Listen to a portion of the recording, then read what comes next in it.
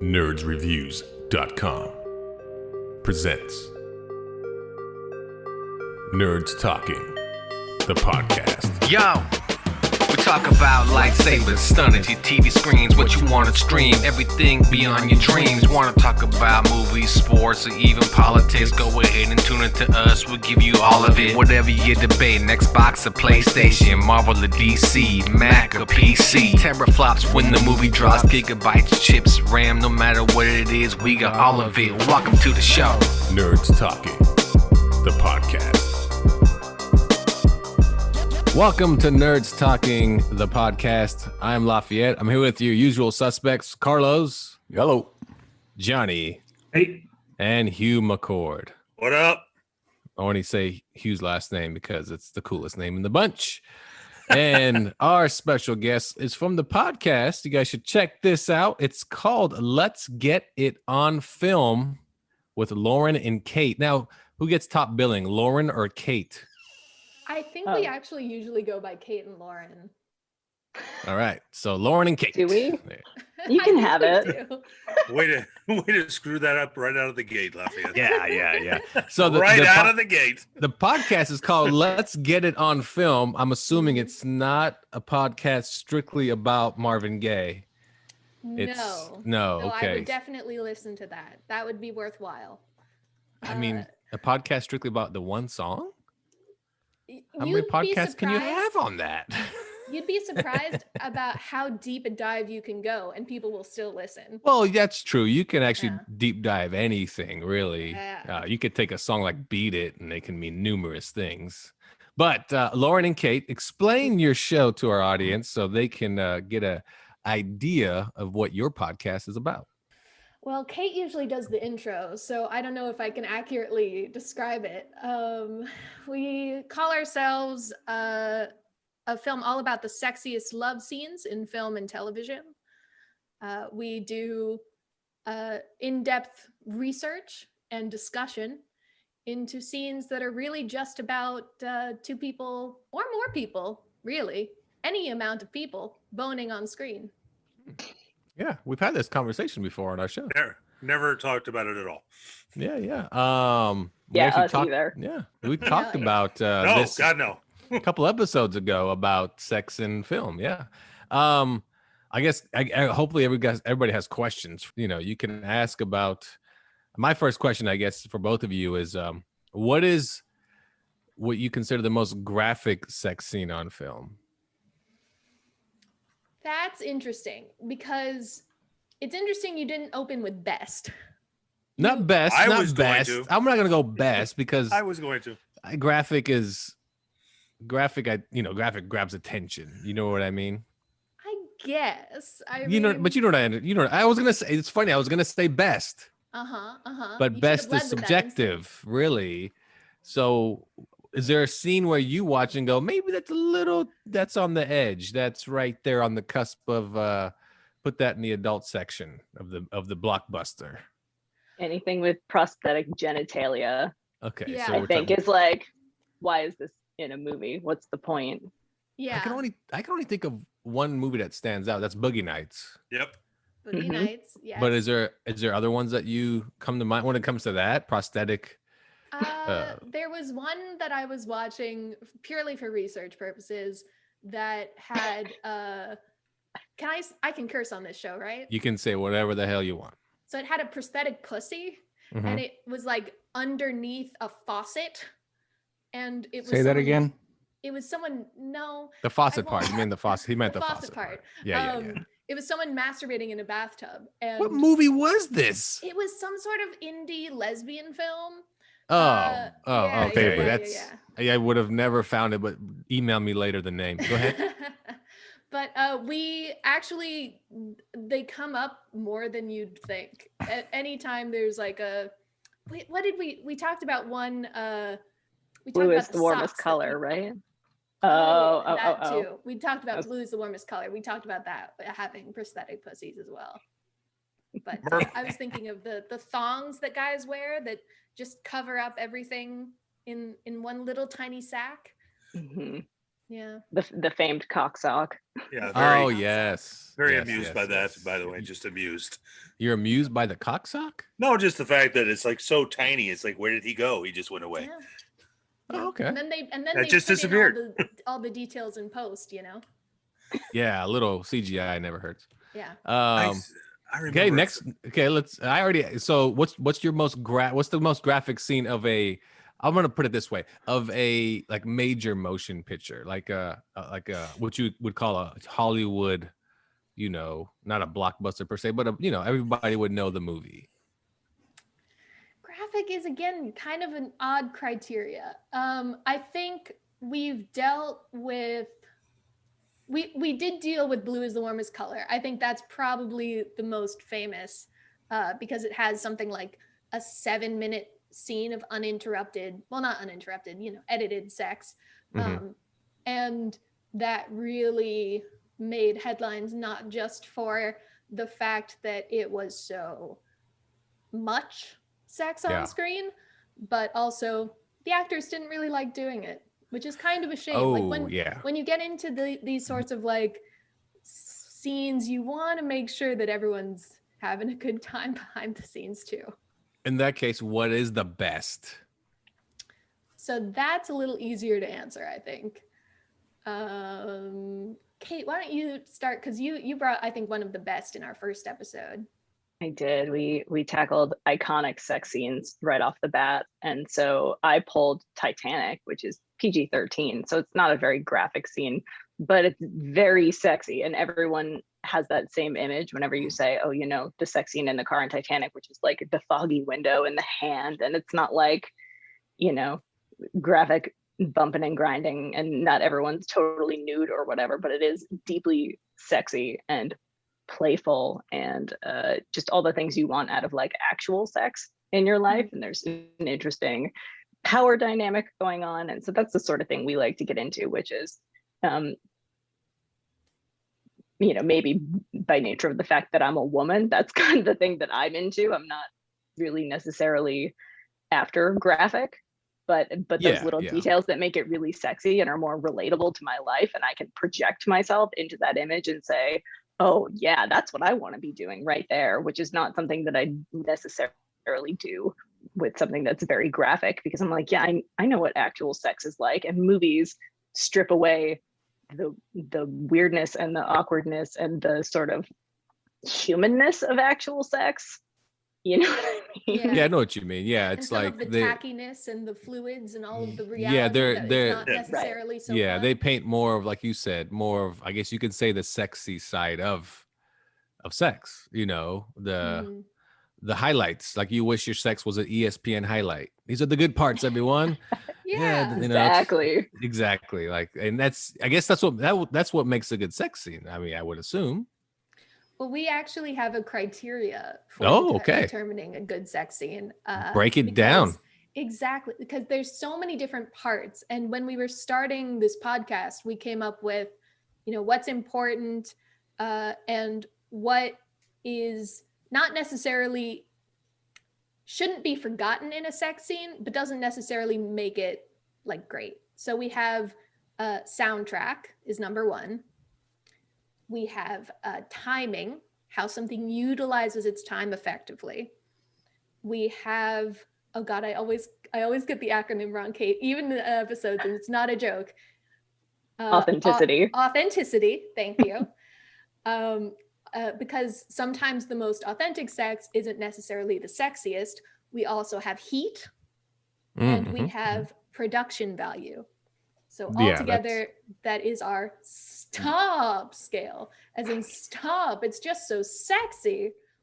Heat meaning passion, right? Heat meaning passion. Yes, heat as in intensity. Right. Yeah, how hot it is. That's we really took the time to design this scale to address all the things we wanted to talk about. We went to film school, so coming at it from like that academic, intellectual perspective of people who really like film and television and wanting to talk about things like the formal elements, the lighting and the framing, the cinematography, whatever, that kind of thing, the editing. And then also from the other side, which is just the horn dog perspective, which we like talking about this because it's sexy and it's fun for us and it's a good hobby. So that's where we kind of introduce both of those sides where we can say part of what makes this hot is this really, really sexy actor, and we're so glad they're naked and we get to see it. And then the other part is like, oh, but also that editing choice was so hot. See, it's more in depth than people would probably think. But let's shoot around the horn. Hugh, you have a question? Yeah, well, no, there's so many things I would love to touch on. You already hit it, because I mean, if I'm breaking it into categories, passion is absolutely one of them. Compatibility, whether they look like they actually are enjoying each other, because there've been so many scenes and so many movies where, especially you read afterwards, to nobody's surprise, they didn't like each other at all. It didn't work. Compatibility was bad. Editing, I think, is I'm speechifying a little bit, but editing, having acted and having directed, it's so cut up, and you two know this, how cut up it is, that sometimes you'll see scenes well, we talked about Monsters Ball, which it looked like there were times where the camera was hiding and they were just allowed to go and not be interrupted with cutaways. Hey, okay, done, cut. Now let's reverse and get Billy Bob's face from the other direction. And like 9.5 weeks, which the compatibility was really bad, apparently, with Rourke and what's her name? Singer. Yeah. Are you talking about Last Tango in Paris? That's another one where apparently he forced himself on her into doing things she wasn't, which I don't understand at all. But that's you have to have a conversation before you even start a scene like that. And in any case, your most passionate scene. I'm curious of the movies. Some of the movies I've talked about, but what was one of some of your most passionate scenes where they really both seemed passionate and compatible together? Oh, I've got this one for sure. I covered the movie Atonement in one of our episodes. That was the 2007, I believe, Joe Wright film with Keira Knightley and James McAvoy. Yep. That had incredible chemistry. That had so much production value because it's this pivotal scene that really changes the entire course of the film. And so they had to get it right, and they had to get the sex to be at that intensity.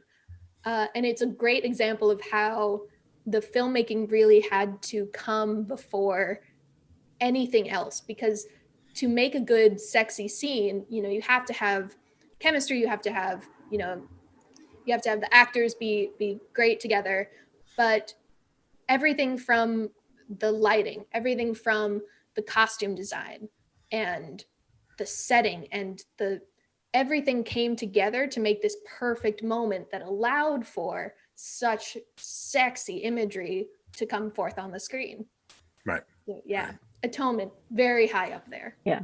And a lot of what you talked about with that one when we discussed it on the podcast, was that quote from Keira Knightley where she said it was the best experience she'd ever have filming a sex scene, because it was so choreographed. So she knew exactly what was going to happen. And she knew exactly what to expect, and there were no surprises, and there was nothing shady happening and whatever. So that was a big part of it. But, there are things like that dress that she was wearing. She's wearing this like really slinky, silky dress that you can like see her nipples straight through. And so it's like you've got, okay, it's beautifully choreographed, and the framing choices are incredible and meaningful and thematic, but also like, oh damn, boobies, which is just, you get a little bit of everything with a movie like that. Yeah, awesome. It's Keira Knightley, so I can't complain. Johnny, you have a question? No, I listened to your guys' first episode. It was entertaining.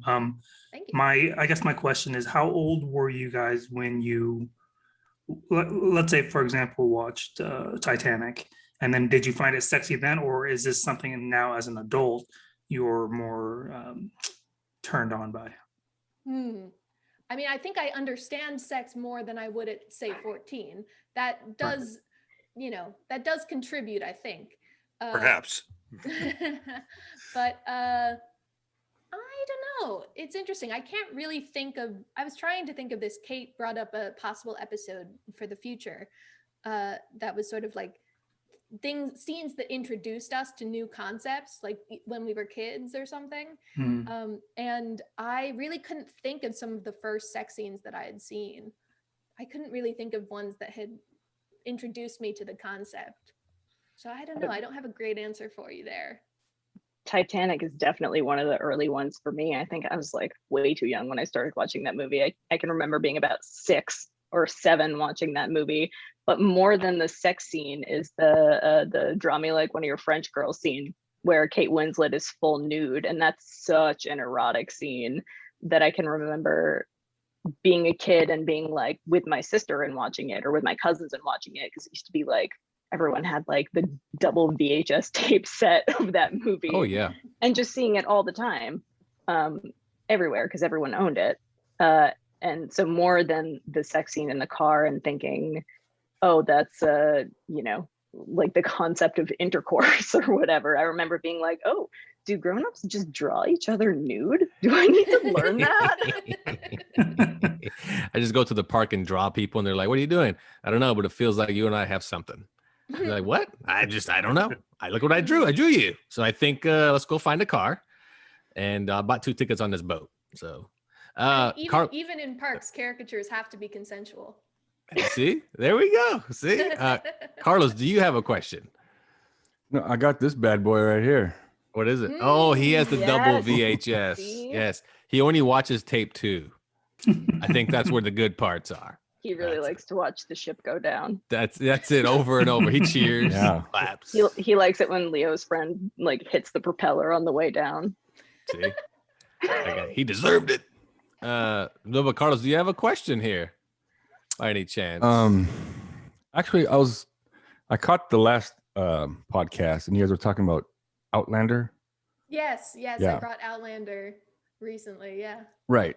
So my question is, shows like Outlander, and there was another one I think it was called Barbarians on Netflix.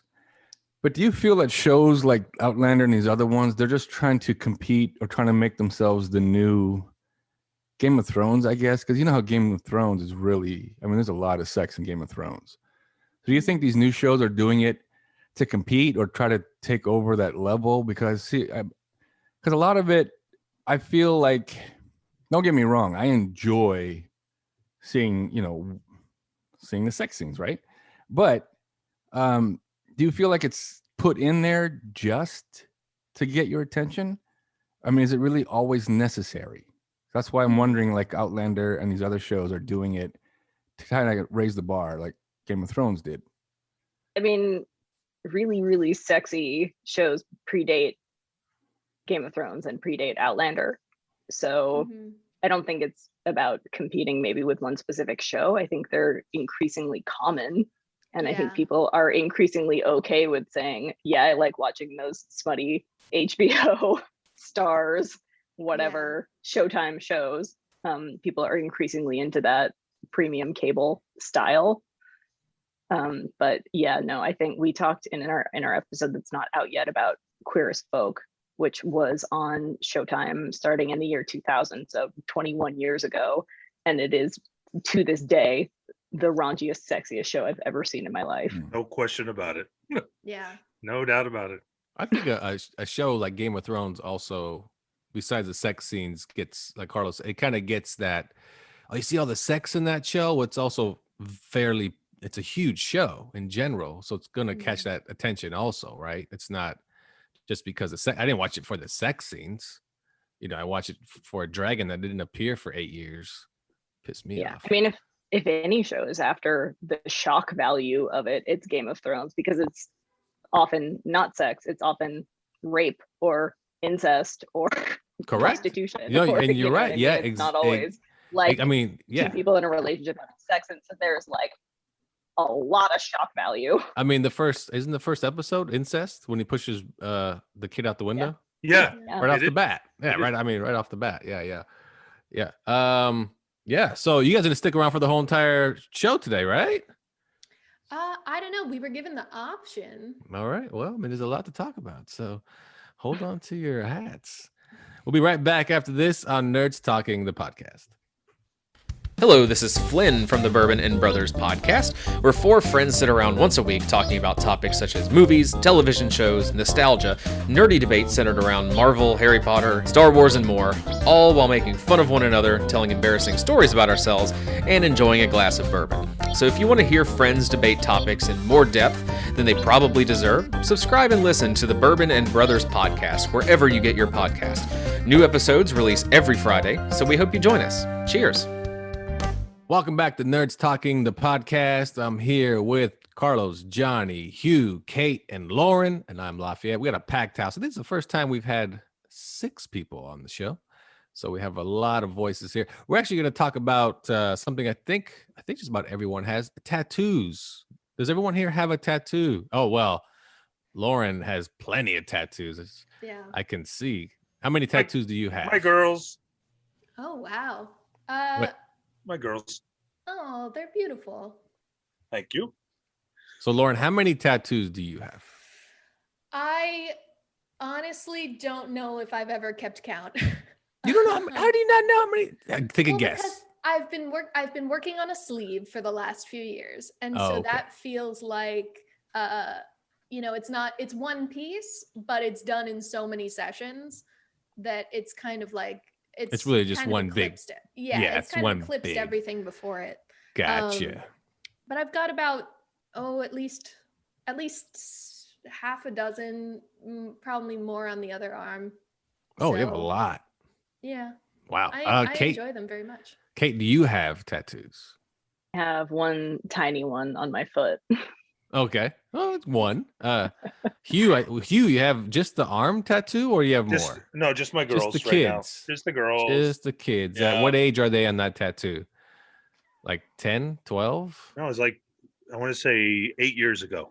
So they would have been 8 and 4. No, that can't be right. No, 10 and 6. 10 and 6. Are you going to get more underneath as their age progresses, or are you good with just that age of kids? I'm good because they look almost the same. I mean, it's amazing. Oh, is that how you do it? You look at them like every other, still pretty good, still the same. I won't change it Yeah. yet. Yeah, Okay. I mean, if I had other things, it'll be different things. Something maybe over here, but related more to work I did for many, many years. And Okay. else.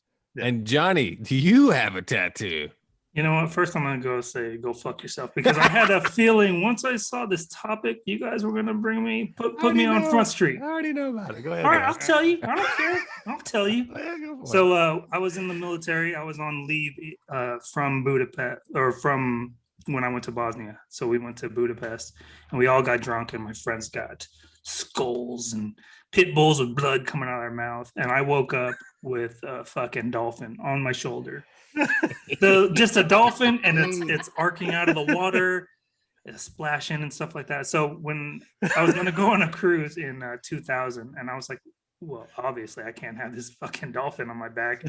So I went into a tattoo place, and he's like, well, I can cover it, but I need to put this, it has to be big. So now it's like half of my back, and it's a big ass dragon. But if you look really closely, there's a dolphin in the belly of the beast. Yeah. Nice. So Very nice. I've regretted for years telling you guys that shit, because I knew it was gonna bite You should have me. just like added flames, like made the dolphin cool, like Fangs put some out of its spikes on dolphin them. mouth. Yeah. Right, or put him in the mouth of a pit bull. Just- Right. And Anything, yeah. Just keep the dolphin there. You just should have added to the dolphin. yeah, That's all. I didn't. I mean, obviously, I was hammered. And Yeah, I yeah, I didn't think got it you. through, so I wasn't expecting, Well, you were hammered in Bosnia or were in you here? Budapest. Or Budapest. Well, no, don't get a tattoo in Budapest. I'm just Right.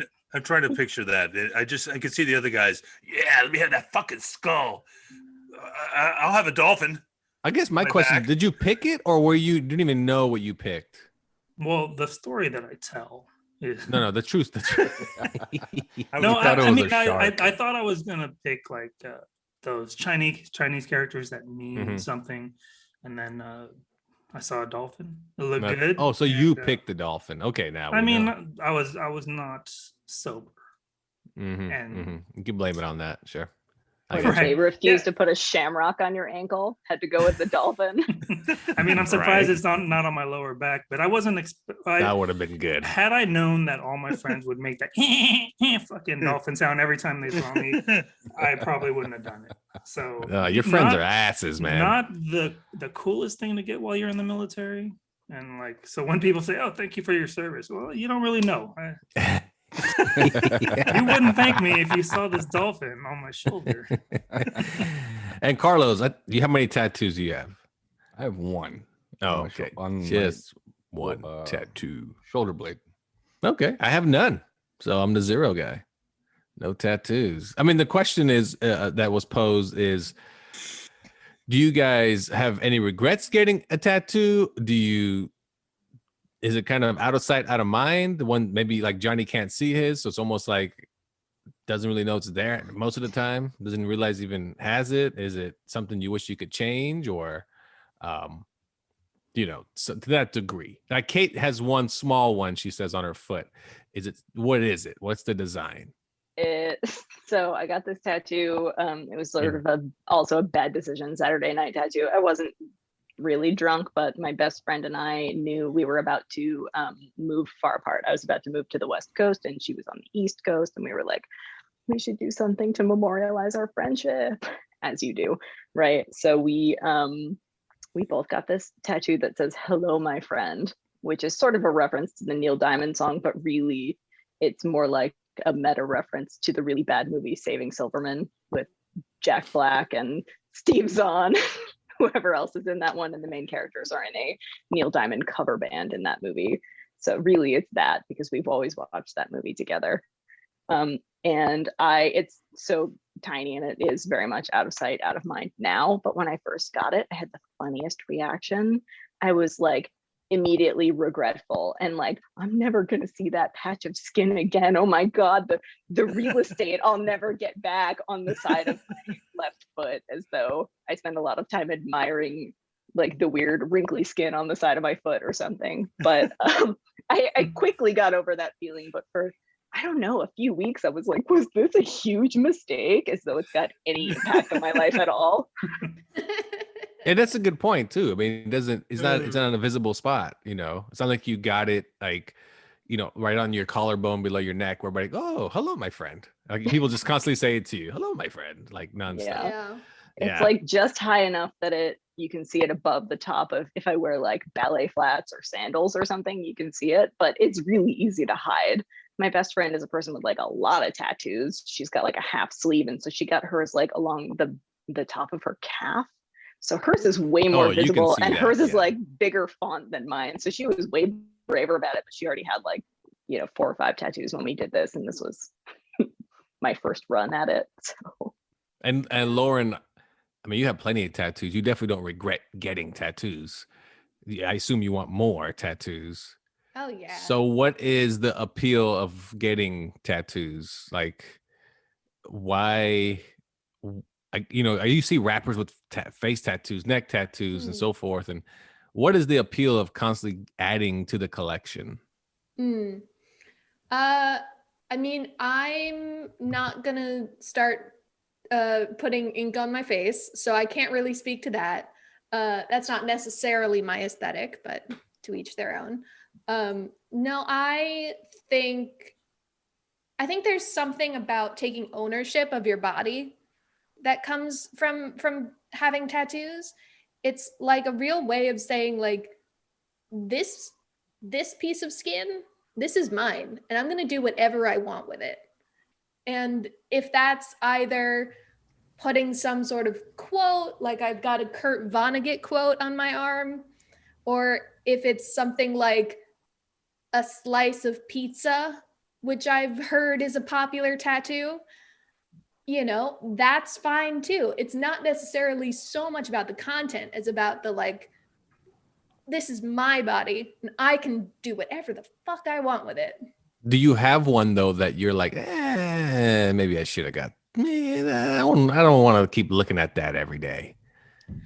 Not really. There's one that I think I would change the design of a little bit, but I And I've gotten a good mentality with my tattoos of being like, this is at least true to how I felt in the moment. Like, it may not necessarily hold up throughout my entire life, but it's a reminder of an instant in my life. Does And that make any sense? your tattoos are visible. Like you can see, you know what I mean? They're not like Yeah. Johnny's on his back. Anybody that puts it on their back or basically anywhere behind them. So, but are they kind of out of sight, out of mind though? Because you're just used to having, like, they're just more or less, like you said, it's almost like your second skin. Like, oh, like you don't really pay attention much to them. I mean, it is my skin. It's not even a second skin. It's just my skin. That's what I mean. So it's that's what I'm saying. That I see all the time. Like when you look at it, is it still like, oh, look at that, or is it just it is what it is? Like it's you. Like that's it. Yeah. No. After time, it just becomes part of your identity. It just becomes, this is my arm. These are my arms, and this is my, this is what I've got going on here. There's no going back. It's unless you cover it up like yeah. Johnny did with a dragon. That's I would not. Yeah. I think honestly, I think you should have just rocked that dolphin. That's Looking what back, I'm saying. Thank you. Back, I just think I rocked would that have gotten dolphin. more attention if I had just kept. He should have just Yeah. upgraded the dolphin. That's Mhm. it. Just, but I get it though, because people, like he said, his friends were making fun of him, and his self-esteem dropped, and we didn't see him for years. He hid in his house. And we were like outside of his house doing the dolphin sound. Like, we had hula hoops holding him up. Jump through this. And he just couldn't take it. And just, like Carlos has one on his back. I assume for him, it's probably out of sight, out of mind. Like, I have a tattoo.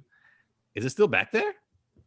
Like, it's still there. No, but that's exactly. I know it's there. I've always wanted one, and so I designed it myself, and it's well, you know what it is. It's the Portuguese crest and the maple leaf from the Canadian flag on top of each other, because I'm Portuguese descent. I was born in Canada, but that's kind of why I put it on my back. I always wanted one, but then, like you said, it's out of sight, out of mind. So when I look in the mirror, I don't see it. Right, it's on my back unless I look for it.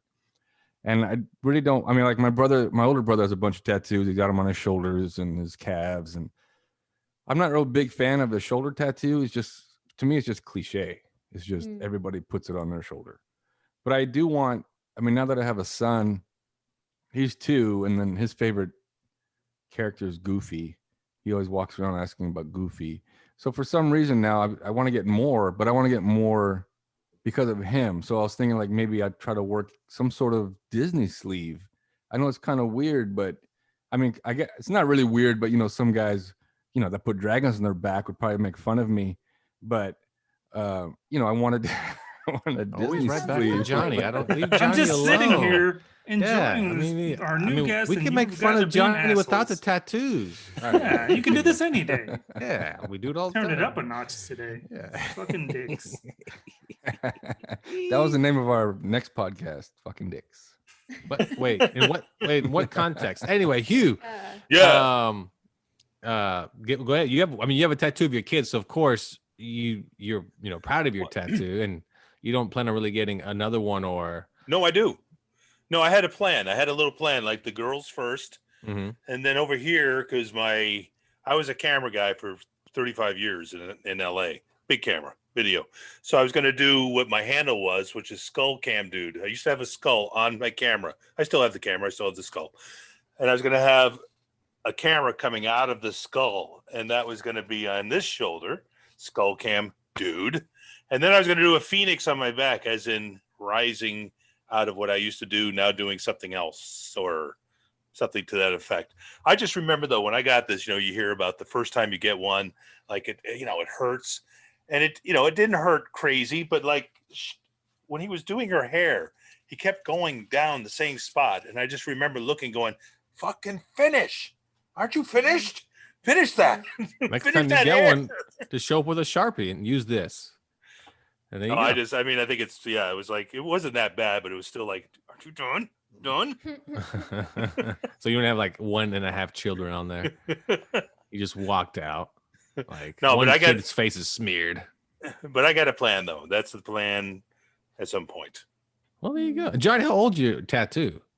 How old is my tattoo? Yeah, the cover up. Your dolphin. How old's your dolphin? No, I know what you're talking about. Jeez, you guys don't need to remind everybody.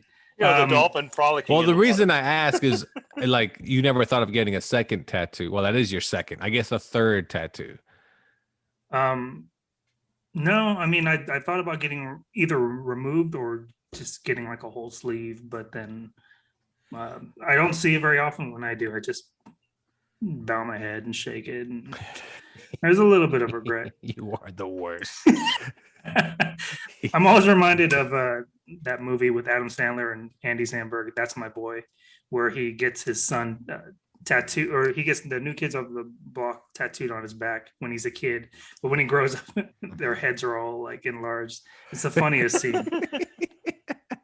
That would be a good tattoo. Get like all the heads of like NSYNC. Yeah, Like the worst tattoo ever. That'd be great. I don't have any tattoos because see, I do art, and I'm a person. I couldn't stare at the same thing all the time. I'd be like, oh, why can't I change this? Why can't I just erase it and draw something else? Then you have to keep adding to it. So like if I got like, let's say I got Carlos' face on my arm for some apparent reason, I'd have to add a mustache 1 year, then the next year give him like earrings, and they're like, why do you keep doing that? I can't just keep staring at it. Just keep adding to them. And then they give the face tattoos, and it just keeps adding on. And I just like, I don't know. I see tattoos. At least for me, tattoos, I see them as out of sight, out of mind. Like you're going to get all these tattoos, and it's almost like, oh man, I shouldn't have got that one. Or why do I keep staring at this pirate? Like, eating fried chicken. I gotta eat life decisions. Damn dolphins. So right back at you, Johnny. You know what killed me when I was doing carpets, like entertainment carpets in LA? Steve-O came out, and I covered him a couple times when he was not in his best days. And he came out with a tattoo when he had the one done on his back, which is his own face, which I never understood at all. Why would you put your own face on your back? I mean, I just never got it. But do you It's like a life size of his own face. It's It's not even like a miniature. Like just but a you know giant why he Steve-O got face. that? It's because if you saw the Jackass movie, he gets the tattoo when they're in the car in the buggy in the desert, and they're trying to tattoo his back at the same time. I remember. I remember this big scribble. Like so, he got the face tattoo to cover it all up. But why your own? Why not get something else to cover it up? There are other faces in the world. Yeah, but think about it. Remember the old, you can't see it anyway. So when he's walking, people know it's him still. So there you go. Because they didn't know for sure it was him. From the front, if you only see him from the back, Steve-O, and he turns around like, yep, that's me. All right. You're asking a lot of a guy who's famous for like accidentally stapling his own balls to his leg. Right? Like, he did. Do we feel like there's a real good answer? He did there? that. He did that on the carpet I was on. He pulled his junk right out there on the carpet and said, "Look, it's a cheeseburger." It's like, oh my god, dude, I don't want to see that at all. That's what goes for entertainment. There we go. All right, we'll take a break here on Nerds Talking the podcast. Right back after this. Check out Let's Get It On Film, the all things sex in film and TV podcast. Join us while we break down the best, the worst, the sexiest that film and TV has to offer. Keep it pervy. We're your hosts, Kate and Lauren. We're definitely qualified and sexy. Welcome back to Nerds Talking the podcast, our full house or fuller house, if you watch Netflix, of characters with Johnny, Carlos, Hugh, Kate, and Lauren. And you guys know Kate and Lauren, they do have their own podcast, as you heard in the first segment. It's called Let's Get It On Film, right? That's what it's called. That is correct. And we, as you guys hear in our breaks, we promote other podcasts. So you can go check out other shows. I mean, we want you to listen to ours and listen to ours over and over, but we prefer, go check out other shows too. They're fun. I mean, podcasts, for me, I listen to primarily podcasts these days. So they don't have a promo yet to give us. It was like, we need a promo. We need one now. And so we're like, why don't you do it live? We're recording. Give us a promo, and so this is what we're going to do. You guys go ahead and take a crack at it. Okay. Now, if it's not good, we're not, whatever. It doesn't matter. But then Johnny's going to take a crack at it. And then Carlos will take a crack at it, Hugh, and so forth. But you guys will lay the foundation of your promo, and then Johnny will show us how it's done. Why is Johnny doing this? I just don't understand why you keep putting me on Front Street. The dolphin. Johnny is No not matter what. I'm qualified sorry. on You're getting punished for the dolphin. You obviously know I make bad life choices, so like, don't trust me. All right. So Lauren and Kate, you're on the spot. You have a commercial to film. Doesn't even have to be great. It just has to guide the rest of the show. Ready, set, and action. I can do this. Are you ready? Yeah, Kate, I'm ready.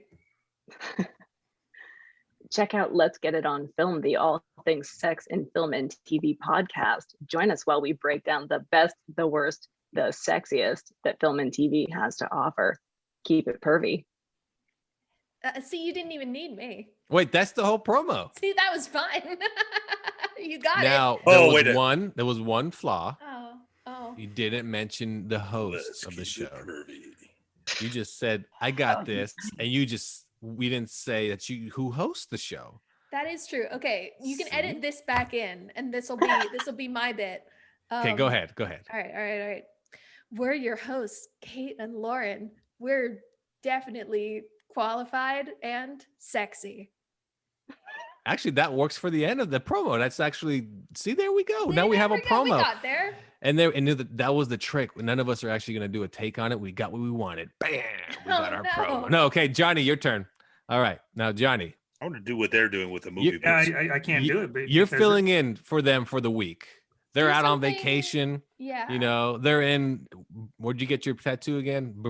Bahamas, whatever. Budapest.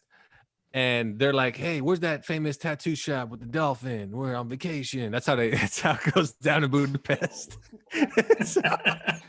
Johnny's pictures on the wall. Hey, this guy got a dolphin.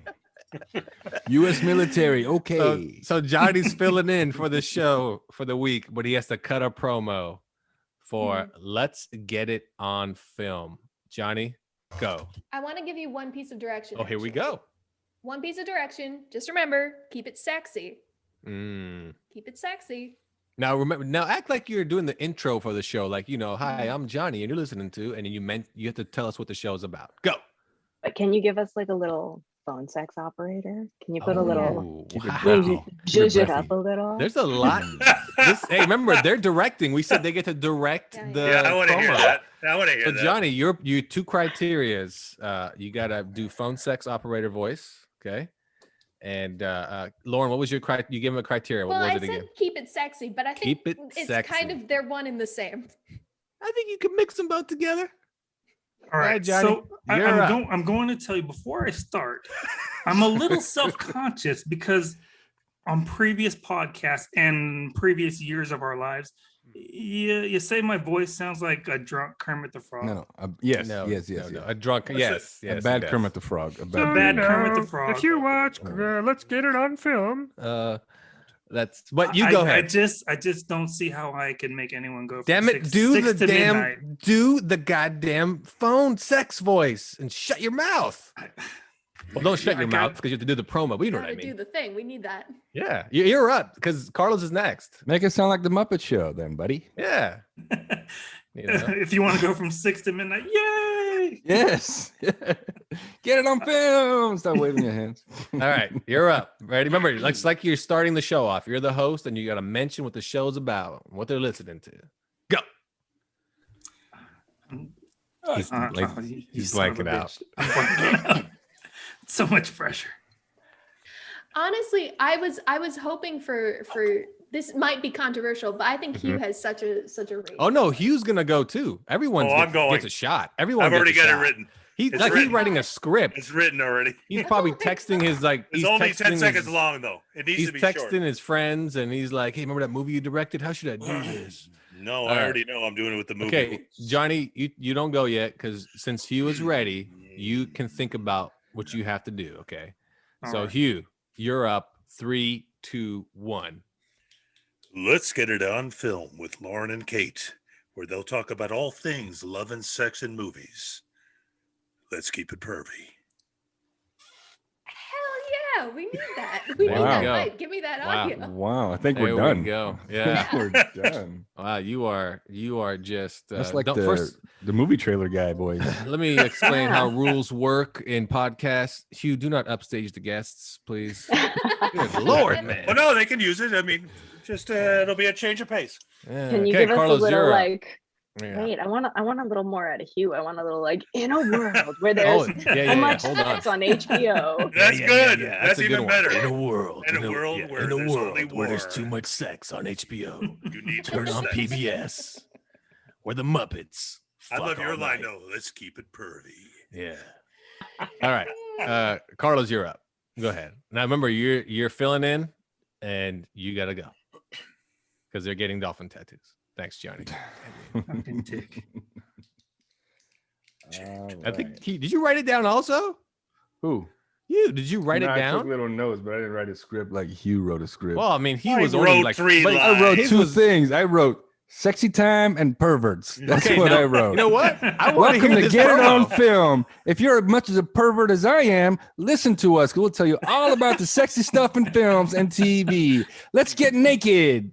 Let's go. Your catch is let's get naked. And Hughes was Exactly what we do. and Hughes was what was your catch? What was your line at the end? Oh, Let's it's get her pervy. line, but I just stole it. It's Oh, let's get pervy. That was keep it- oh, Kate said let's keep get it pervy. pervy. keep it. Carlos pervy. said let's get naked. Wow. Yeah, that's not it Well, at all. But you know what? It's not a bad line, but it's not what we definitely Hughes You want winning. people to come and listen and tune in? Like, what's going on? They're getting naked. Yes. But it's I'm gonna it's not a listen. visual show. It's an audio only Hey, medium. no, dude. Use radio your show. imagination. Use your imagination. Johnny imagined his dolphin was badass. And it Why wasn't. do you I can keep see you going guys back keep to going Johnny back. for? I mean, Yeah. let me do That's that a part. kidney punch. Kidney punch. All right, Johnny, you're up now. You've think had you- 2 people go already. You should do it in Kermit, Johnny. Do it in Kermit. No, that's just his That's regular, his regular voice. voice. Let's keep it pervy. Hey, Piggy. Yeah. Throw one of those in there. Piggy. Throw Yeah, one do of- that. Yeah. Okay. Now remember, it's pretty simple. You just have to mention the name of the show, and one guy says keep it pervy, the other guy says let's get naked. Take their notes and go. I'm just so sad right now. Like, I feel like any promo would be let's get it on podcast. If you want to get turned on, just don't listen to my voice. Just listen to you girls, and they're gonna cover everything. It's gonna be great. Just I'm so sorry for everything. You know what? Yours is pretty good. though. I'm not gonna lie. Yours. Yeah. You might. You know what? Hugh, you're in the second winner right place. there. Yeah, Johnny's like just really sad loner. Like, hey guys, sorry about this, but I'm filling in. Oh man, I watched the wrong movies. I watched Commando. There's no sex in it. I tried, man. I really did, but Predator, nothing. Then there was Toy Story. Nothing in yeah. Toy Story either. Yeah, Toy Story, nothing. My buddy told me to watch this show, a movie, Moana, nothing. I don't know, man. Anyway, He watched Triple X. It was just yeah. Vin Diesel. Yeah. Like I watched Triple X. Vin Diesel was kind of hot, I guess, but nothing. like totally just he's totally off just everything. Like here's a question for you guys. How about well, there's no you guys don't do animated movies and shows. We because haven't yet, but do you I have know that- anything in mind? Yes, I have something in mind for animated sex. There's actually more than you'd think. Okay, give me one. Just give me one. Oh God. We talked about one on the show a couple of times. favorite, Though. That's our favorite, and it's like the most graphic and like probably the hottest sex scene in all the movies. And it's in an animated ever. Yeah. The If you haven't one that seen it comes yet, to you're missing out. mind- What is Yeah, it? You're missing out. You just Come on. Let I them don't go know what it first. The Then one we'll that comes blow to it. mind for me is kind of cheating because it's animated and real life. Do you guys know the film Cool World? Yes. Yeah. Yeah, that's Didn't the one see that it. comes to mind. okay. Mm. Okay. Didn't How about see it. Kate? Do you have one? Can't even think of animated sex. We had an episode set aside for like puppet sex, which we definitely do Team America. That's it. That's Yes. what we're just Yeah. talking Team about. America. That's right. Ah, yes. That's right. That was very because good. it's iconic, of course. How could There you you not? go. But I There you go. haven't watched anything smutty in animation. I mean, I heavy haven't metal. You guys heard ever of seen heavy metal? Oh no. No. Okay. Watch Well, heavy that's metal when you. 80s. It's a really well animated movie. It's actually like an action adventure 80s cartoon, but has a lot of nudity and so forth. And yeah, check that out. But yeah, Team America is what we were referring to. As you guys know, that is full blown, just getting down and dirty. Just puppet action. So wasn't the story there that they put as much raunchy material in that scene so that other parts of the movie would fly under the censor's radar? That makes sense. Probably. I would assume so. I mean, the whole movie's pretty bad and crazy, and Matt Damon, and but that's okay. Johnny, anything else? No. Okay, just gonna go back to you. Nothing. All right, we'll take one more break after this. We'll be right back after this commercial from our sponsors, Johnny's Dolphin Friends. This is The Gorge. It's a podcast where my friend Sarah and I gorge ourselves on overanalyzing a topic. The body count It's in this children's movie. It's insanely high. The reason he's able to be a good assassin is because no one would expect a gorilla to kill you. I made the incredibly stupid decision to start Marble Hornets. And the robot says, I know where we can find your baby. It was stolen by Cap'n Crunch. He sounds like Chuck Huber? Yeah. How did you know? I was gonna say that. The Gorge. 3 times a month, wherever you get your podcasts. Welcome back to Nerds Talking, the podcast, here with Lauren, Kate, Hugh, Johnny, Carlos, Lafayette. I read the names off the screen because I forget. All right. So right back here with our guest host from the podcast, Let's Get It on Film. Hugh, one more time, give us the promo. When I count to 3. Hey, hold on. Hey there. Hold on. All right. Now you have to do it a little more like Kate asked for, like the movie phone guy.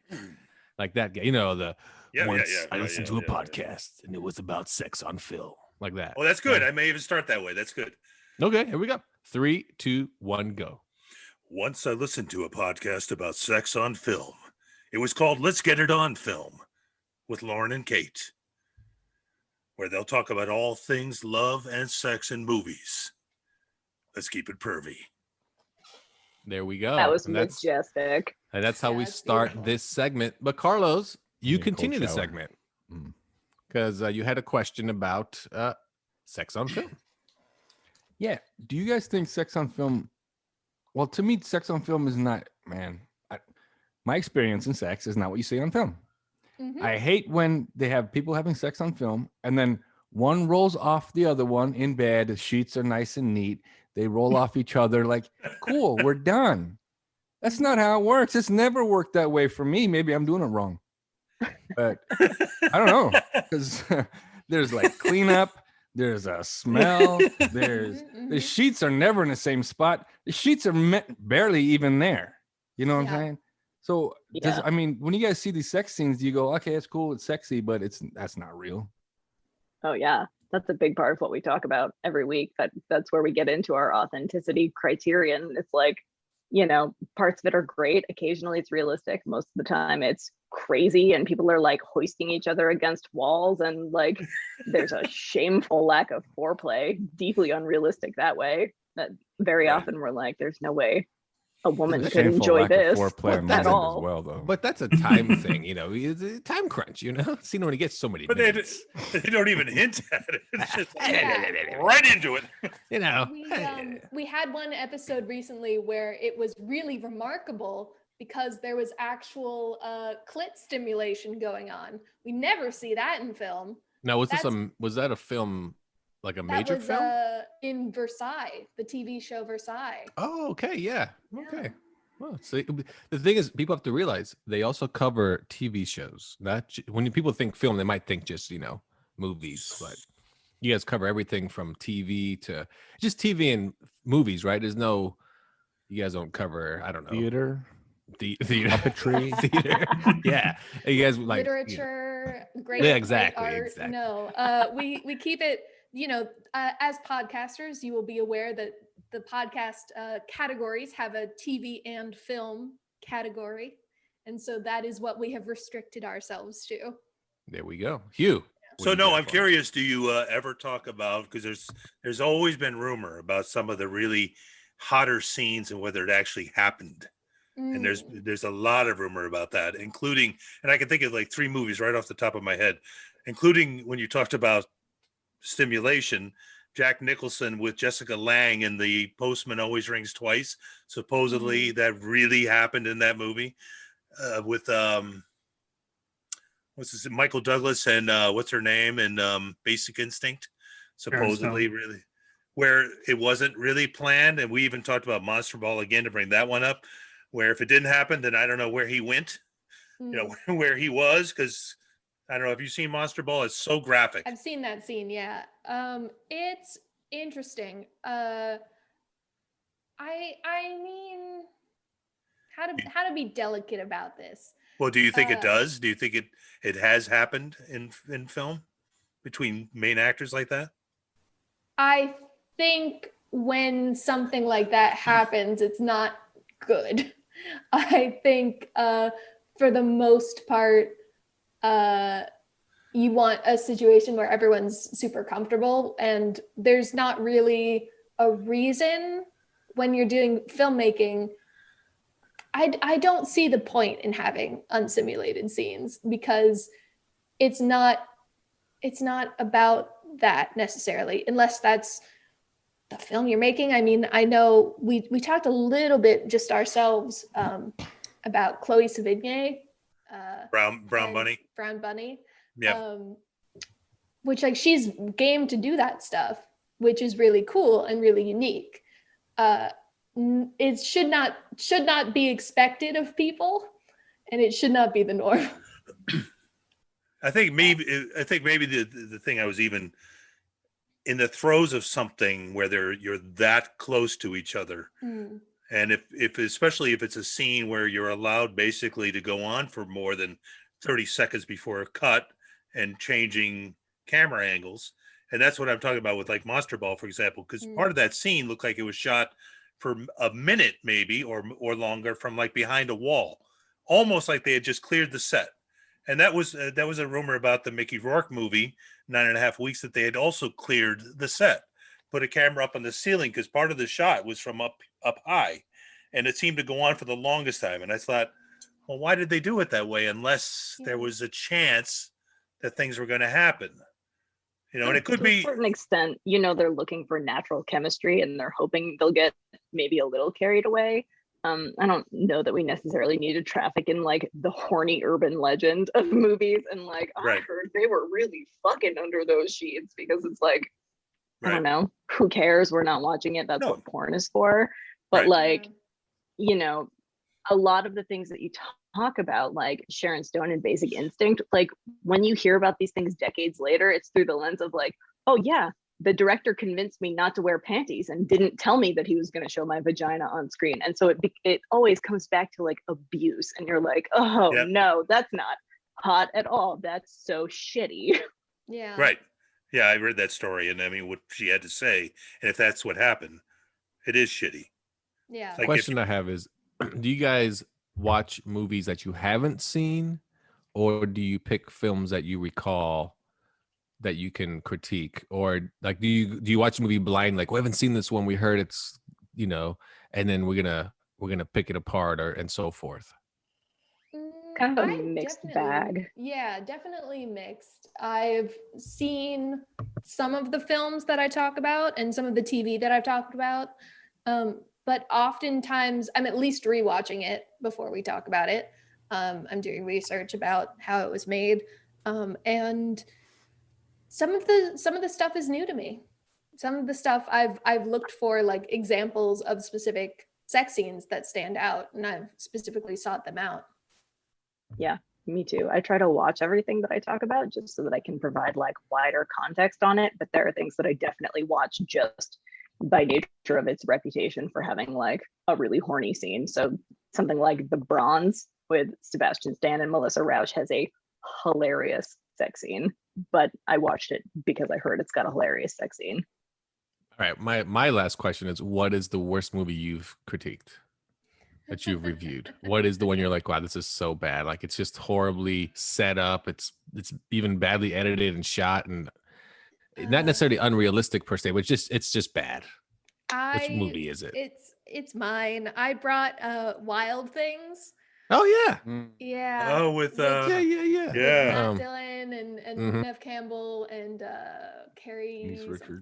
Yeah, part of my top 5 all-time movie list. But now go ahead and ruin it for me. No, it's because I specifically brought the scene where the two girls are starting to kiss in the pool, and it's implied that they start to have sex, but really you just cut to Kevin Bacon's stupid face, like hiding in the bushes with a camcorder. It's not sexy. And so I talked about that as opposed to, I think, the famous threesome scene, because I was disappointed by it. There were deleted scenes that were much more kind of softcore type filming, and you saw some titties, and that was great. But in the context of the film, it was just like, well, we just have to have some lesbian actions that we can, report on I think, it, and it'll be and I think a lot is implied in that movie. Yeah. And like you said, it's almost like a tease. Like, oh, they're gonna Kevin Bacon. Exactly. It's very, and- very disconcerting when you're like, And I'm oh, there this for is Kevin beautiful. Bacon. Don't get me wrong. Like if there's like a war movie and all of a sudden Kevin Bacon comes on screen, like you're not even in the movies. Like it's Kevin Bacon. Like You I'm also, there. in that come to film, dance. later, Hell you yeah. see his penis. You see his That's right. Again. penis. Hey, Yeah. that's right. Did you Kevin really? I Bacon. forgot about that. Well, yeah, Yeah. isn't Matt Dillon standing in the bathroom with him? Like, why are they both in the bathroom together? And then he steps out of the shower. Like, what are you doing here, dude? He Hand comes me a out of the towel. shower. He's just It's an odd Right. scene too. Like, is it necessary? Like, okay. I mean, does it add to the story? I don't. Maybe. must a scene be necessary? Yeah. Thank you. You know what Thank you. Especially that scene. And I just said I want more Kevin Bacon, and you threw that, and I'm Yeah. like, I want less Kevin Bacon. You know what it Stick to rem- it. Lord. Stick to it. It reminds me of Franco in that same sort of scene in the pool. Remember, he plays a drug guy, and it was shot in Tampa, like Mhm. where I am. Spring What was- break. Oh, Spring Spring Breakers, Spring Yeah, Breakers. Spring Spring Break, yeah. Breakers. Yeah. And then you read Yeah, afterwards that there were certain people who were just totally uncomfortable being in there. And Johnny, your take? All right, good to hear from you. All right. No, So we'd like to. Oh wait, Carlos has more. well, no, I was just gonna ask. You said so. Wild Things, you say, is the worst, At like least sex that we've scene. covered so far. Okay, that you covered so far, because what comes to mind to me is like as one of the worst sex scenes in a movie is in Showgirls. Oh, Mm. you're talking That about is the. just horrible. Are Yeah, you where talking she's about like the she's the like hot has a tub? seizure on him. Yeah. Yeah, it's so Like, what is bad. going on? Flashing water. Yeah. Like, did somebody So drop bad. a toaster in the water and they're dying? Somebody help them. And the best part of the scene is the guy just has a smile. He's not even reacting. He's like, No. yeah, He's dying. I'm good. Like I'm that good. Look at you. He's I've electrocuted electrocuted. you. I'm amazing. You've caused so much friction in this pool that electricity started up, Oh, and now no, look this- at you. This is Like, my passion face. yeah, and she literally is jumping up and down. Johnny knows that noise. And he's just like, yeah, I'm that good. I was on Desperate Housewives. So, oh yeah, good pull on that scene. That is a horrible scene. Yeah. Just, I mean, a horrible movie, but a horrible scene. That is just the worst. Thankfully, the thing that Kate and I have really discovered in doing this podcast is there's a lot of sex scenes to talk about. We have so much material for like the next few years. We can You'll never keep run doing out. This podcast. Yeah. If you ever run out, just email Johnny. He's got a list. Yeah, and his aren't even like they're just on the internet. If you know what It's I mean. like you want anime, you call him hentai. Yeah. He's got a list. Forget about it. Yeah, So he's you, had you guys can do your own podcast. he about tattoos that. all the movies on his back. Yeah. You want to talk about tentacle monsters? Oh wait, that whoa! guy- I've seen that one. actually, I That was an don't. anime. No, That's thank an you. anime. That Oh, one's no. wild. That one's like Hey, now. wow. Yeah, that one is a little much. Wow. All right. Well, thank you to Lauren and Kate for coming on the show with us. Go ahead and plug your show one more time. We're gonna plug it to death anyway, but go ahead and plug it again. Not you, Hugh. You keep quiet. No, I'm not. I'm not. Okay, thank you. Yes, this is our moment, Hugh. Mhm. No, we are Kate and Lauren from Let's Get It On Film. You can check us out where you get your podcasts. Kate, anything I'm forgetting to say? No, I think No, think you're good. I think I'm good. I think I got Yeah. everything. Just Remember to where you get podcasts. That's there where you we go. are. Turn on your notifications, download, subscribe, leave a comment, review You the guys show. You guys in know the how to do this. Yeah, in the comments, leave the movies you want them to watch, not you, Johnny. You're a despicable person. And that's pretty much it. Thanks for coming on. You guys can come on anytime. We'll talk about anything. That's how our show is. We talk about anything. You guys want to talk about more sex on film? We'll talk about that too. So thanks for coming on. We'll take one more break here on Nerds Talking the Podcast. Taco Tuesdays with Nutso and Chuck the Rap Star. Every Tuesday on the Nerds Review Network. Grab a taco, take a seat, pop a burrito, it's gonna get deep. Subscribe and turn on your notifications, and don't forget to hit that like button. Welcome back to Nerds Talking the Podcast. I'm here with Johnny, Hugh, Carlos, and I'm Lafayette, and our special guests have vacated the show. We'd like to thank them for coming on. That's Kate and Lauren, and that is Let's Get It On Film, the podcast.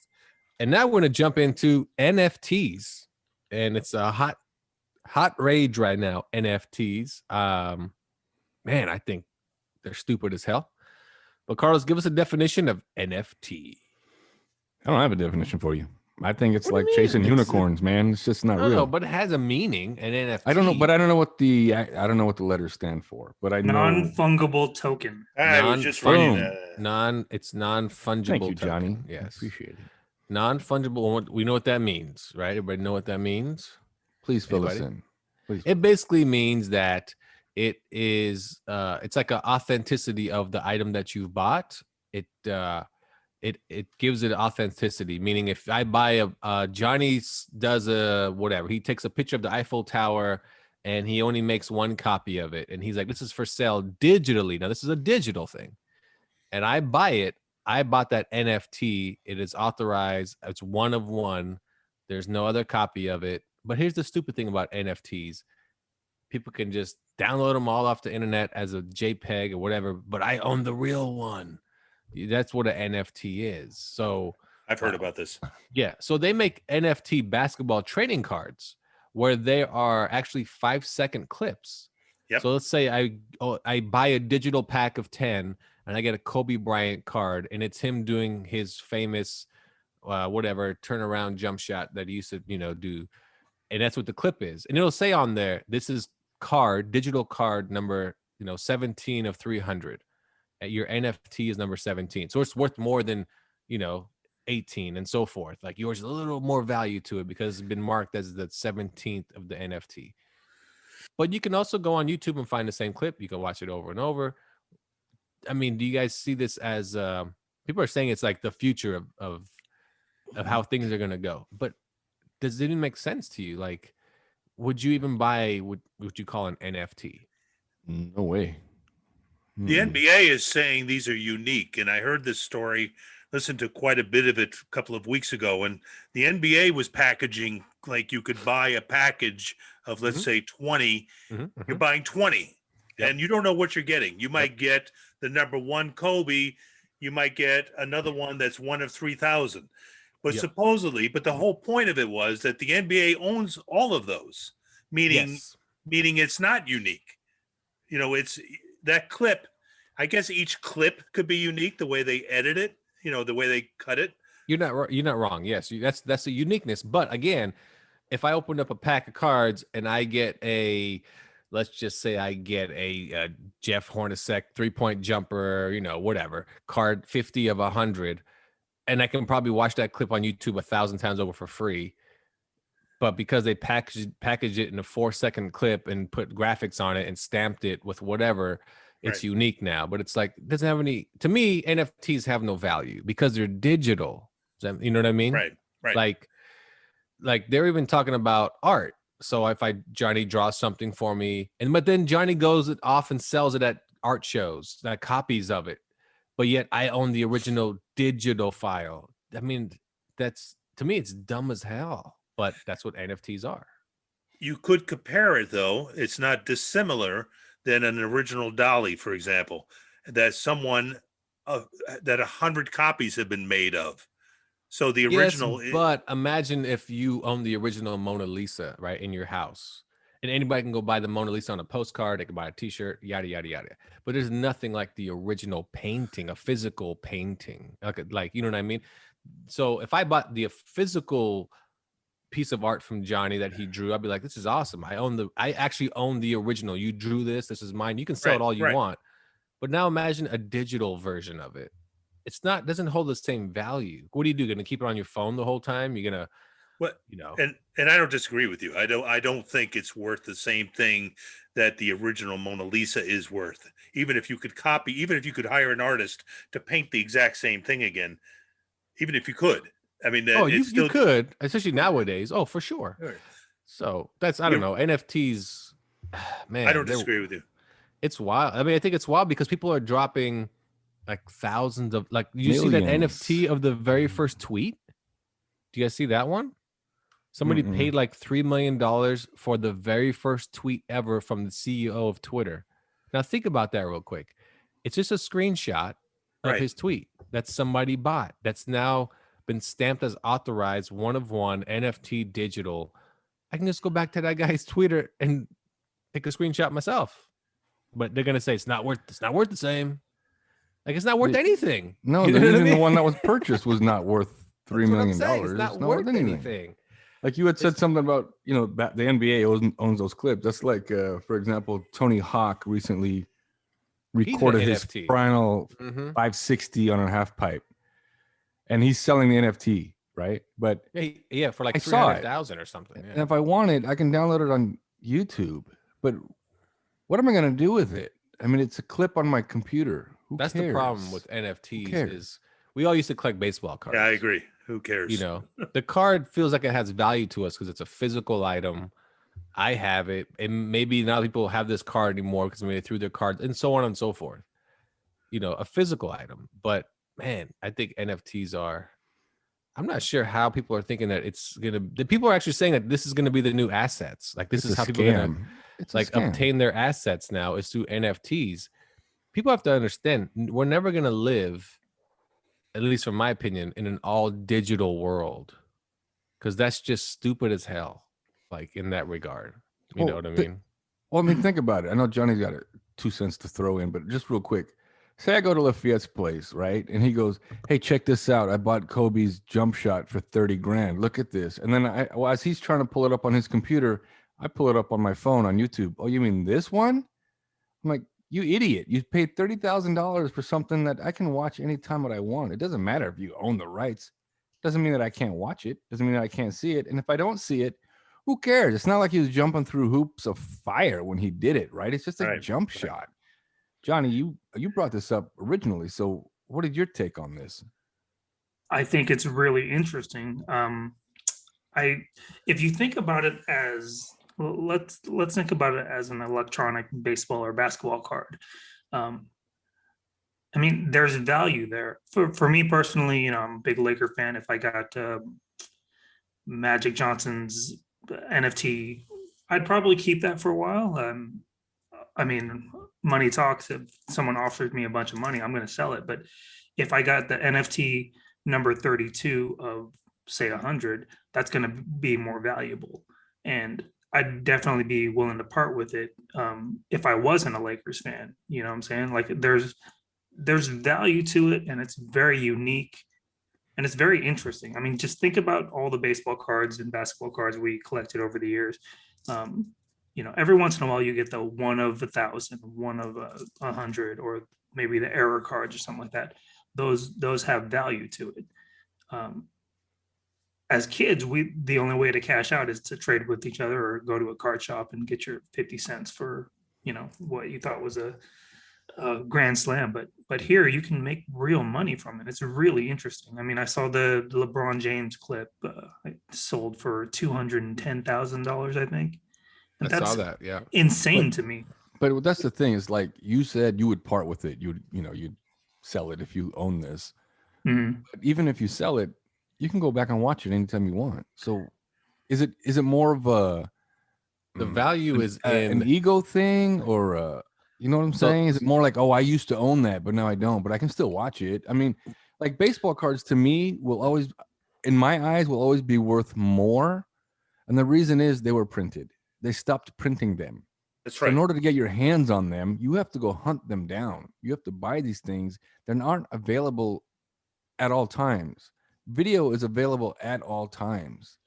Right, but it's not. I don't think it's the fact that it's unique in that like nobody's ever seen this clip, because every game has thousands of cameras there, so it's not like it's unique. But since they tagged it with an electronic serial number, it is unique. And with baseball that's cards, exactly what it is. Yes. right. But with baseball cards, it's a little more complicated because you don't know exactly how many were made, and then on top of that, you have to grade them. And then to find the value there, like baseball cards, I'm pretty sure my 88 Topps set is worth $9 now. It's I'll probably give you $9 gone down right now for it. Where's that? Yeah. Wait, Let you me see see it the gone down? I'll cash. give you $6. Give you $6. Let me see the cash. Hurry up. Hurry up. But Johnny's right. So the value of NFTs is not necessarily it's how the clip is packaged. Number one, right? Because it's gonna be different than what you can see on YouTube. They're gonna try to package it all fancy, like it's gonna be very virtual in the sense of the card's gonna flip around. It's gonna be some cool, whatever clip it is, and it's but it's all NFTs. I think the selling point of NFTs is the authenticity of how many are released, right? So if I get we're gonna use cards because cards are the easiest. Sports cards are the easiest. If I get a Jose Canseco one, and it's only 1 of 100, and I get number 8, that's gonna be worth something to somebody. Oh, when he released 100 of these, oh shit, I want that one. Well, was it his number?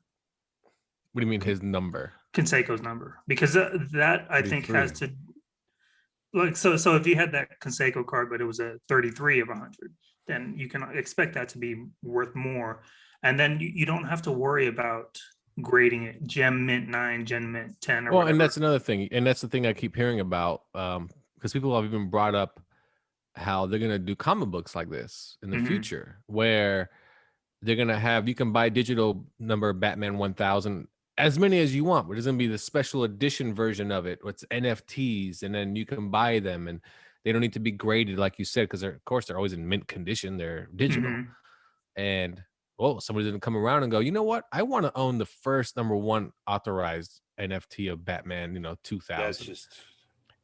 But I think to me, it holds no value because I agree. Even today, I buy comic books still, and to me, they don't hold value. I just throw them on a pile and be like, they're just magazines at this point. I'd like to look at them and the art, and because nowadays, if you own Superman number 1, whatever, Action Comics number 1, it's worth $500,000, right? Because it's from 1955 or whatever. That's the value of it, how old it is, and of course, its first appearance. If I own this in a digital form, it's not worth a shit because it doesn't hold that value of it's from 1955. It's in mint condition. This is the legit first appearance printed of Superman. A digital copy doesn't hold that value, but somebody will come around and pay, $10,000 for it.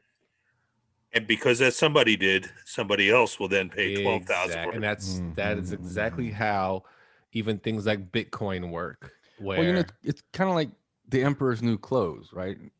He paid a shit ton of money for clothes that didn't exist, and he's walking around.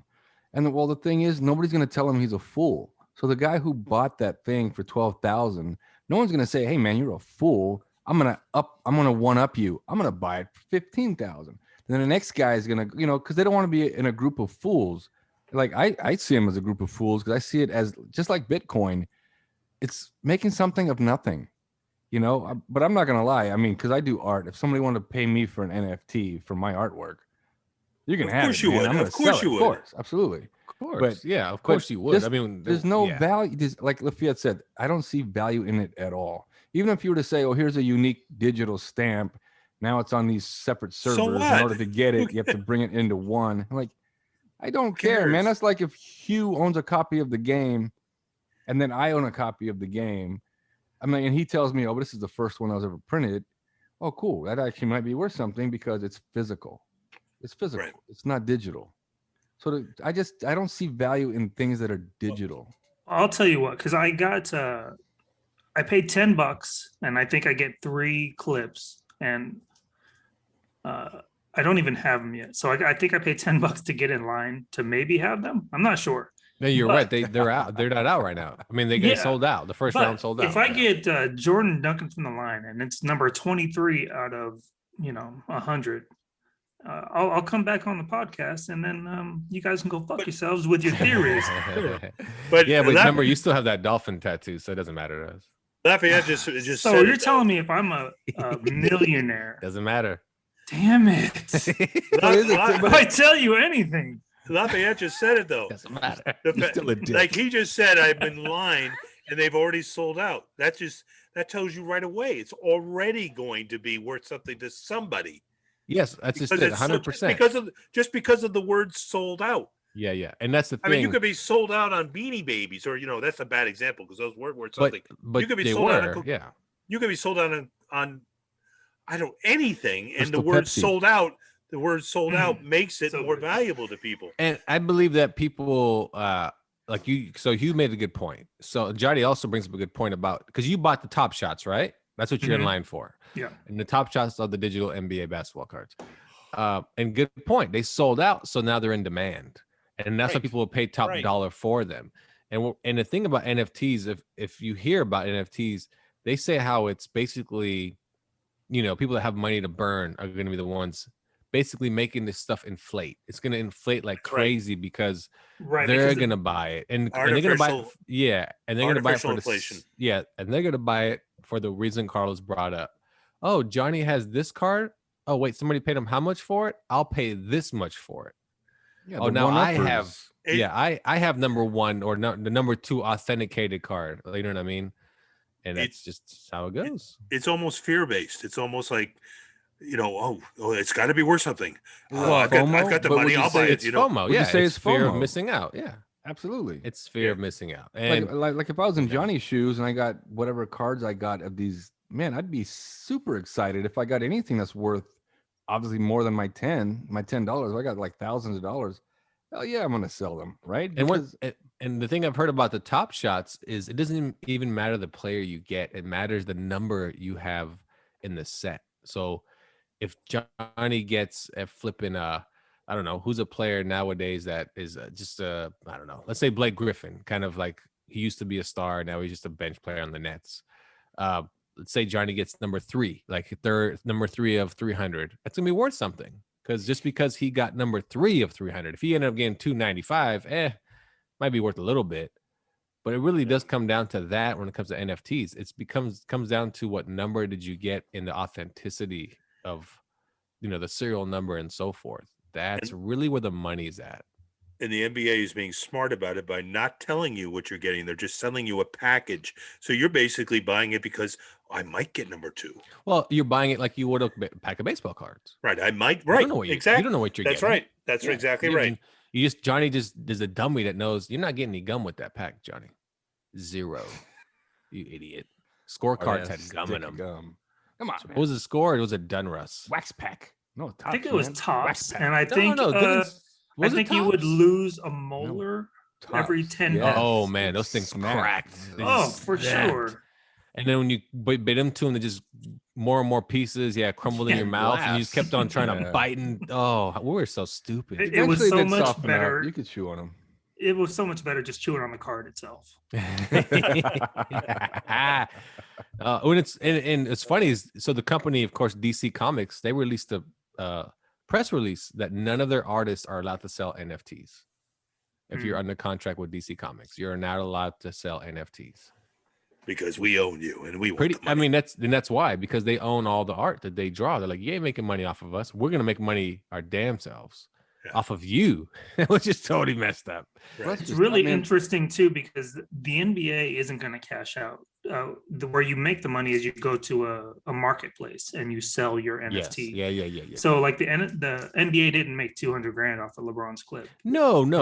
But they made a hell of a lot of money off people like yourself that are waiting in line for a digital queue because they already sold through the first, The 2 5,000 million. packs or whatever Right. it is. Yeah. So I mean, that's where their money is. It's like Topps, right? Topps doesn't make money off of the era card they printed. they just make money off the 1 million packs they Right. sold. That's when right. we were kids, how many packs of cards we went into the store to buy? Hey, I'm gonna get 5 today. Then 3 days later, I get 2 more. Right. And all of a sudden, you go back into the little corner store, and they're just all I have left is the Dunruss. Oh, fuck off! And what's funny is the little corner store never sold Upper Deck. You had to go to the special store, the That's special right. sports card store for the pretty cards. Yeah, I remember that. It was like if you wanted Upper Deck, you gotta travel some dangerous roads. Yeah, and Upper Stoplights that Decks- don't quite work. Yeah, and shit Upper like Decks that. were the NFTs of sports cards. You know why? Because they had the little hologram foil on them, and they were really, really nice glossy cards, and the pictures were very high quality. And I think the number one of all time is the Griffey, right? That's the number Yeah. one is the Yeah. error, the Griffey error card. Yeah. No, it's the Ripken, Billy Ripken card. Well, was that Upper Deck or was that? I thought that was like Score or Dunruss or some with the Ken bottom of the Griffey back. he didn't have an error. Yeah, card. he did. Remember the error card for Griffey was that he was backwards. I don't know if you remember that. Oh, he- you're right. He was backwards, Yeah, and he was he's the number backwards. one card. He was card Yeah, number one. Yes, and he was like Yes. sitting in the dugout or something like that. No, he was just holding the bat like this. That's all it was. Yeah, and it's backwards. Yeah, that was the Yeah. big card. Upper Deck was doing errors on purpose because they were Oh. new and they wanted people to They want buy their attention. stuff. Yeah. Like But you remember what Bill Ripken's Gary card was, though? Sheffield. Do you remember Gary Sheffield's error card? I don't know if it's Sheffield or Ripken on the bottom of their bat. That was they Billy. wrote- That was Billy Ripken. Yeah, It he said had- "fuck face" on. yeah, the- his fuck face on the bottom of the That bat. wasn't They a- printed it like that. Yeah. Yeah, but Gary Sheffield. That wasn't an Upper Deck though. That was a Dunruss. No, that was Dunruss. Yeah. And then Upper Deck had Gary Kinda Sheffield, Sheffield. yeah. It showed the position in the upper right hand corner that they played. It was shortstop and it was upside down. The S's were upside down. Oh, that's right. But Yeah, you really that's had to worth a look lot. to see if I had that card. You really had to look to see if it was really upside down S's. I mean, they did stuff intentionally just to, up the Well, value. of of course, the they want to up the card. value of their prices. I mean, that's another thing that somebody brought up on a show I was listening to. You'll never get an error NFT, but maybe Johnny will open a pack and go, "Oh, look, it's Anthony Davis," and it's actually Dan Marley. But it says Anthony Davis, and he's like, "How is this possible? It's an error." And then Johnny will be rich. He'll come and laugh at us on the show. You guys are stupid. I'm rich now, and we'll go. You have a dolphin tattoo. I'm sorry. I zoned out. I was just thinking about all the money I would have. All the damn Marley money you're gonna spend. all the Marley money. Do you call it Thunder Dollars? Yeah. Yeah. Nice. All right. Well, that's our show. Thanks for coming on to Nerds Talking the podcast and listening to our shenanigans about sex on film, NFTs, tattoos. I think that's what we covered, right? Pretty much. That's all of it. So We recorded a promo. And- You know who didn't record a promo was Lafayette. I did not. Well, I kind of not. did and didn't. I did the whole movie Mm. voice promo. So That doesn't count. In a You were world copying Hugh. no, I gave him that idea. What are you talking about? No, that was his original voice because right at the beginning of the episode, they're like, "Oh, that Hugh's got." Well, a because radio Hugh came on and voice." did that. He was like, "Hey, what's up?" Yeah, with your sexy voice, you Yeah, son of a Trying- bitch. He was trying. Oh, shit. Wow. No, my mine would Sometimes just that's be all I had to do, Johnny. look, this is okay. I'm gonna do my promo before we All right, I'll go do the ahead. promo Yeah, before we you're get up. out of here. You're up. Okay. You're up. This is how the promo would go. Like, hey guys, what's up? You should listen to Let's Get It On Film with Laura and Kate. Hey, I like sex. You like sex? Anyway. So Ooh. join me. Ooh. That's it. Oh my! That's the best one. I'm gonna sell that as an NFT, buddy. Boom, boom. Oh, that'd be my promo. All right, so thanks for listening to us here on Night Talking Podcast. That's our show. Thanks for tuning in. For Carlos, as he's sitting there crying, Bye bye. and from Hugh McCord and Johnny Lee. See ya. Johnny, damn See you, ya. do it. See ya. Say it in your goddamn native tongue. How come you didn't get racist when the other girls were on there, huh? Yes, yeah. I don't know what they were white, so they speak English. Wow.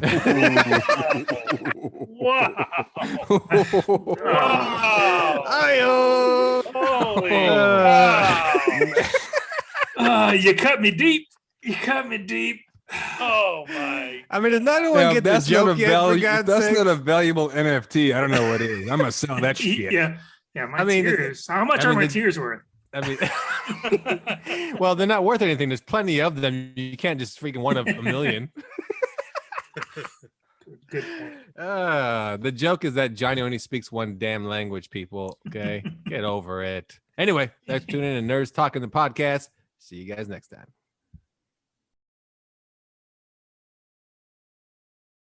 Nerds Talking, brand new episodes every Friday on Nerd Reviews Network. Subscribe and turn on your notifications so you don't miss out. Ka-chow.